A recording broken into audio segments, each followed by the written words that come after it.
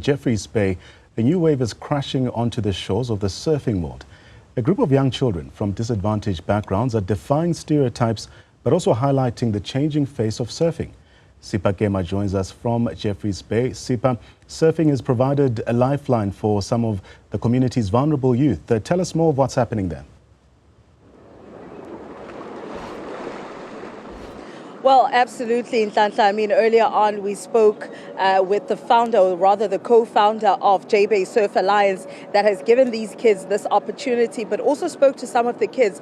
But I mean, with just the World Surfing League, World Surf League just wrapped up, JBay Classics. I mean, what is a surfing world without icons such as March Occhilupo? Thank you for joining us, Mark. It's a pleasure. Yeah, it's so good to be back in South Africa here at JBay. I haven't been here for 10 years. Yes.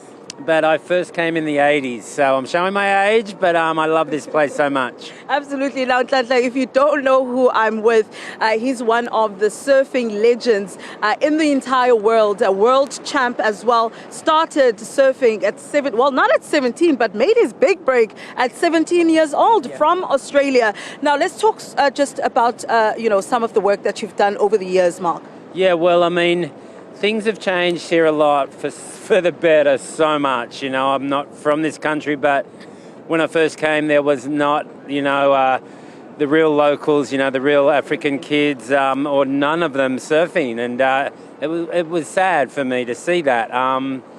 We did, in my first couple of years here, we went down to the beach break and we bought boards for the local kids, and we took them surfing, showed them surfing for the first time. And, like 20 years later, we came back and we had guys like Jose Faulkner ripping, and now, he made the Challenger Series, which is a huge effort for a local here. I mean, surfing's got a lot of rhythm and balance, so, the local people here, I knew they'd be good at it, and, you can't change the past. I mean, thanks to like Nelson Mandela for doing that. For me to see the change and just see the integration, and then the first time I pulled up this year, I saw about 10 African locals surfing. And I do believe that's the first thing you said when you came out. You said, wow, this is great to see. There's a change. You're seeing more black people now out on the sea. Yeah, it's so cool. Our indigenous people in Australia, they love to surf because they, we live on the coast, and they always use the ocean as their, as their sacred place. I mean, and they hunt and fish, but they surf, and it's just to see them use what is theirs, and you have so much enjoyment there, and you guys, it's the true locals, and I just love it. It's epic. Yeah. Thank you so much, Mark, for giving us this time, giving us your time as well. So, Nhlanhla, that is March Occhilupo, world champ, icon in the surfing industry, giving us a chat there.